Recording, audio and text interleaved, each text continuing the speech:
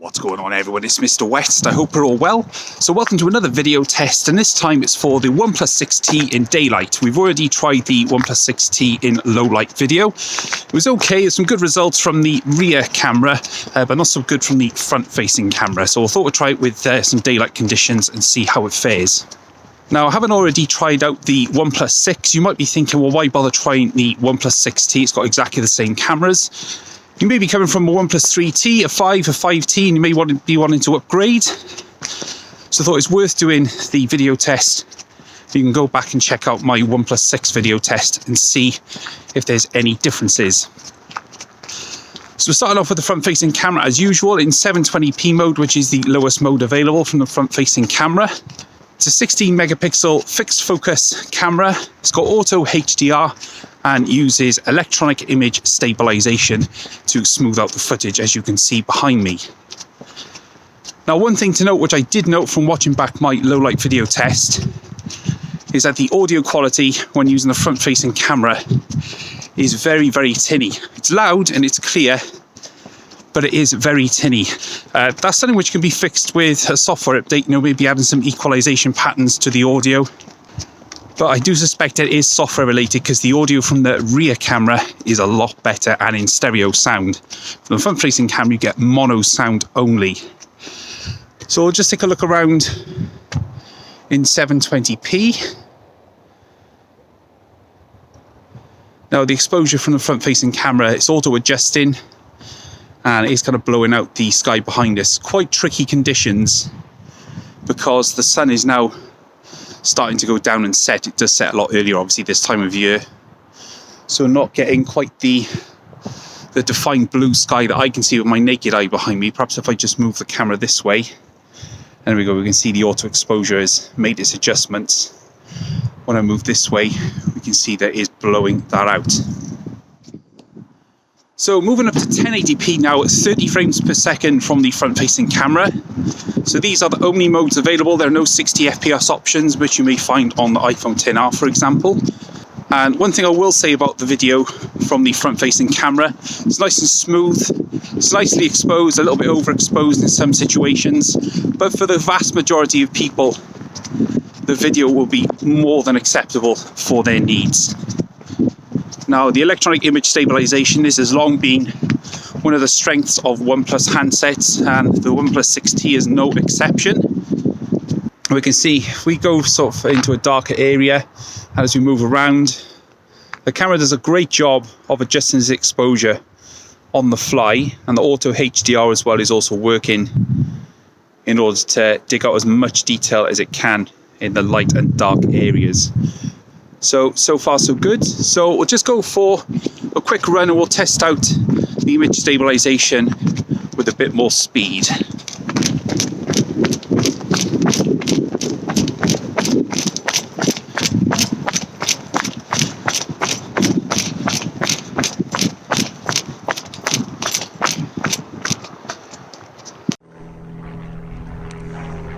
Okay, so now on to the rear cameras. So we're starting off in 720p. All my camera tests explore all modes that are available.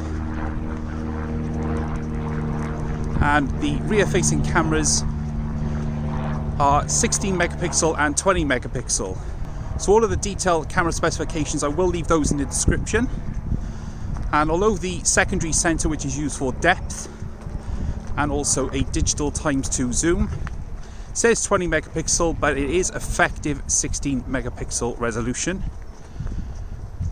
And one thing to know with the rear camera video modes, the rule of thumb is as follows: anything in 30 frames per second uses electronic image stabilization, which you are seeing now. And if you use any of the 60 frames per second modes in 1080 or 4K, then that switches to optical image stabilization.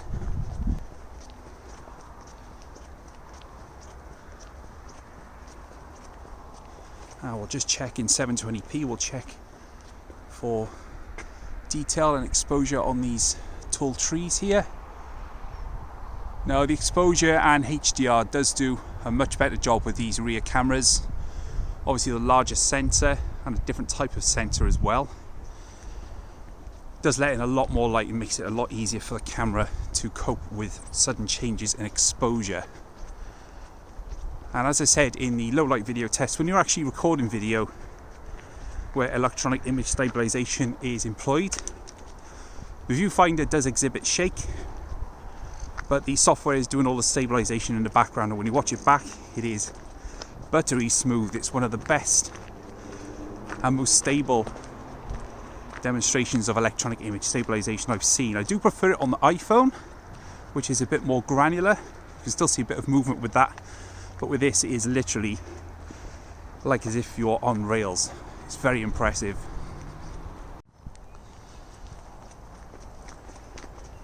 Okay, so we're just bumping up to 1080p at 30 frames per second. Now if you're watching on a larger monitor, you may see a slightly noticeable difference in the larger resolution size. So let's check out the digital ×2 zoom. And even though it's digital, it still does a really good job. You do get a lot of bokeh in the image, you can see there. It's still quite a flat image, but autofocus is fast, which we'll try in a moment.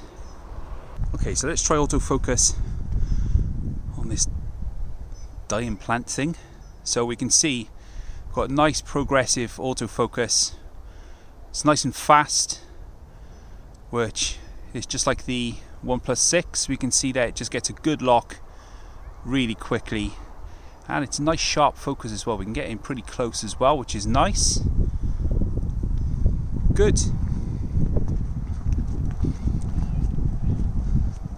So with the electronic image stabilization, let's check out how it copes with a bit of speed.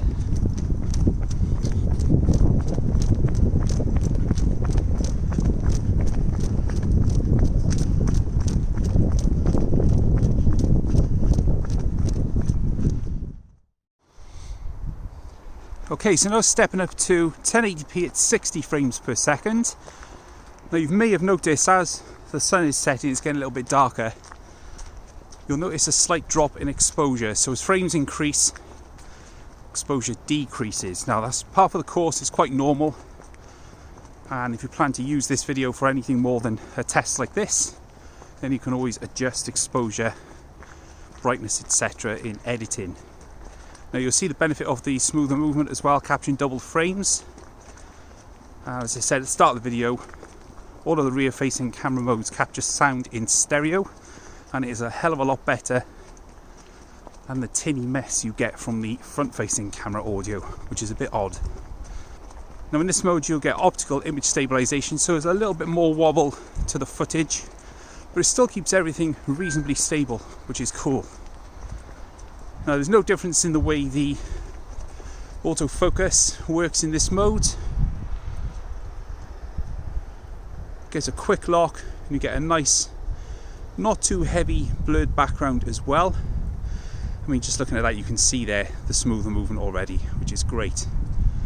And looking out over in the distance, lovely detail and good exposure. The trees, we can see the auto exposure and HDR doing a great job there of handling the differences in exposure across the image. So we'll try out the stabilization with a bit of a run and see how it looks without any electronic wizardry.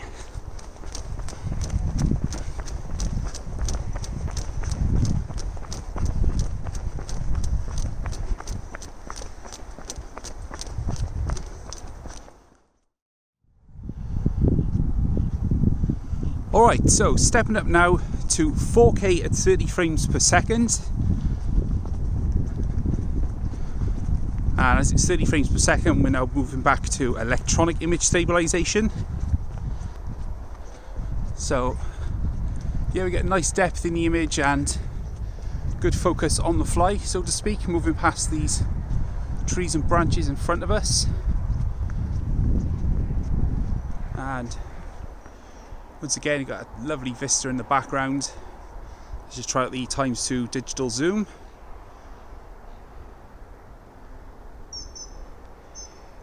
Now capturing obviously more resolution, let's try Autofocus once more. Now given that this is moving, I mean that's impressive. It's managed to keep a lock on that, even though that's being blown about. Excellent stuff. Alright, so the final mode available, and this is 4K at 60 frames per second. My apologies, I omitted to let you know, with 4K at 30 frames per second, you are limited to 10 minutes recording time, and at 60 frames per second in 4K, you're limited to 5 minutes of recording time. Now hopefully they can find a way to increase that recording length, because obviously having to stop and start the video in the highest mode available is a bit annoying. But they do that to stop the phone from overheating.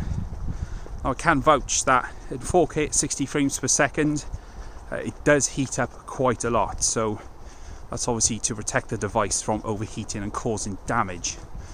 Now we'll just do a walk at 2x zoom with optical image stabilization, and you let me know what you think. Now it looks really smooth in the viewfinder, but I know when I play this back it's not going to quite look like that. So again, the 2x digital zoom is good. I'm actually very impressed with how it looks. Now moving the camera around, I can see a few drop frames now and again. That is more to do with processing and video codec rather than incapable hardware, so don't be too concerned. These things can be ironed out with software, but it's just literally a few as I'm moving the camera around. So with the ×2 option enabled, let's check out autofocus in this mode. And there we go. Now this model I'm using now is £500. It's the 6GB stroke 128GB storage model, and it never ceases to impress me, you know, what we can get now at this £500 price level. It's, you know, it's really impressive. We'll just check out the autofocus with something a bit smaller. So the writing on the side of the clear side repeater on the door mirror here. So you should be able to make out the Ford writing. There it is. We can get close, and that's really good.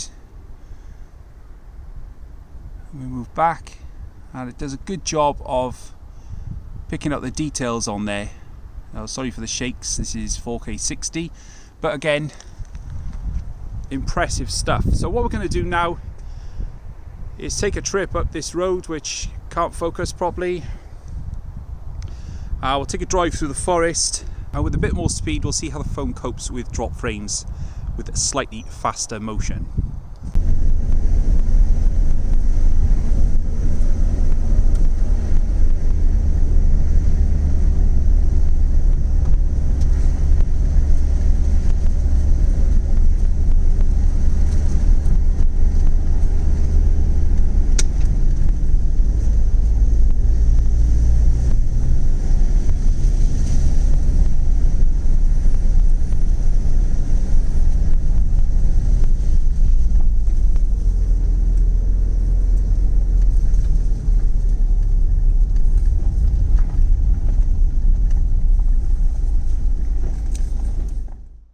Okay everyone, so that's it. So that's the end of the OnePlus 6T daytime video test.